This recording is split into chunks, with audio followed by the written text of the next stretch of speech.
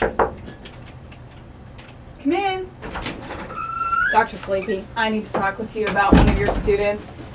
Hey, what's going on? I can't believe how they're dressing. They don't know what it means to be professional. Today, one of the students showed up looking like he was going to go to a beach party. He was wearing flip-flops. Flip-flops! Wow. You know, I've been getting a lot more complaints these days. What did you tell that student? I told him he needed to go home and get some proper shoes on, and then he could come back to the ward. He seemed a little confused, but I'm pretty sure I drove the point home to him. You know, when I took this job, I knew that I would have to do a lot of different things, but dress code enforcement was not one of them. Well, you're not alone. I will tell you that I talked with one of the cardiologists last week, and she said that she's not going to precept medical students anymore if they show up showing cleavage. It's crazy. I mean, don't they realize that parents and families won't respect them if they dress like that? I'm sure that I'm going to be getting a call from the hospital administrator when the family complains. Well, get this. I wouldn't think that I would have to do this, but I've even gone so far as to change the orientation materials. I have one entire slide that just says, dress professionally, and they still don't get it. That is amazing. It's pathetic that you have to say that. We never would have done this. Never. When I was a medical Never. student, you knew what to wear, professional, appropriate clothing.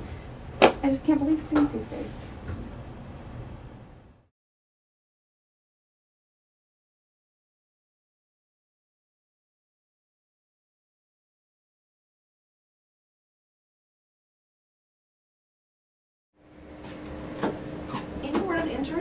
I have been trying to call her for 45 minutes. I've paged her 3 times. I have not gotten any answers. She's always late. Well, her patient's waiting. I know, she already had one patient that left because they were so upset for not being seen. Another was seen by another resident in her clinic, and I know that patient's been here for at least 20 minutes. I don't know what else to do. This is the problem, she's always late. Yeah, I think you're right. Well, I'll go let the patient know that, we think she's on her way. Just let me know, okay? I'll keep trying. All right, thanks.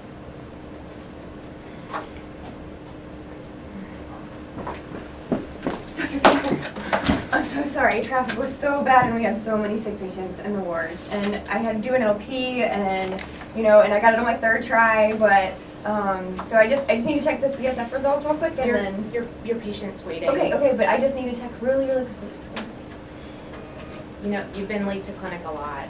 Oh yeah, I know, I'm sorry. It's been so busy with flu season and everything. Oh my gosh, 1,300? She totally has meningitis. Your patient's waiting. I mean, it's time you need to go see her. Okay, all right. I'll go see that patient and then I will call and check in on this one. Okay. So let me see. Don't have my glasses. Do you know who my first patient is? I think it's a well child check. Well child check. 2-year-old. Okay. Oh, so I think I left my stethoscope down at the other ward. May I borrow yours? Yeah. There you go. Okay. Thank you. What am I supposed to do with this? So unprofessional, always late. I don't even know what to do.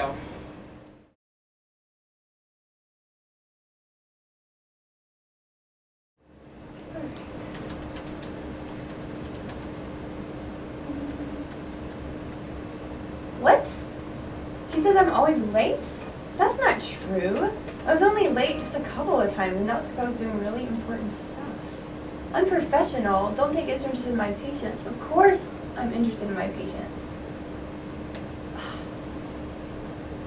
Not dedicated, need to learn to manage clinic patients. What is so hard about a child that's not even sick? Oh, gee.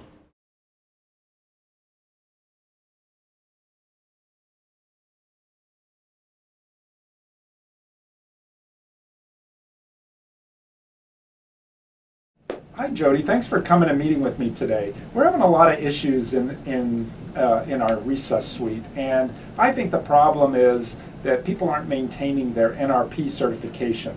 And that's been my responsibility along with everything else in the NICU, and I've just got way too much on my plate. And I'd like you to take this over I want you to be in charge of making sure everybody's NRP certified and really improving what's happening in the resuscitation suite. Are you up for that? Yeah, that's great, thanks. Good. That's really helpful for me because I've just got way too many things to do. Thanks a lot. Okay.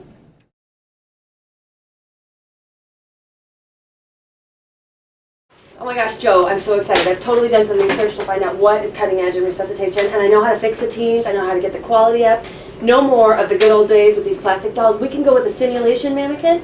Totally gonna be able to respond to everything we do. We can put teams and teams of people through resuscitation. The babies are gonna do better. I'm so excited. I've got a whole program planned. The whole unit can go through this, all of our residents, all of our fellows. You can go through this. We're gonna create these checklists, so when you go to a real delivery, you can check off whether or not people are measuring up with the skills that they learn in simulation. Wait right there. When I gave you this job, Jody, what I'm interested in is making sure that all the T's are crossed and the I's are dotted. I just want everybody certified in the NRP program. We don't have a lot of funds to be buying some fancy new mannequin. I don't see what's wrong with this one. And this checklist things, come on, already all this competency stuff is driving me up the wall. And if I have to fill out one more extra evaluation form on these residents, I'm gonna quit.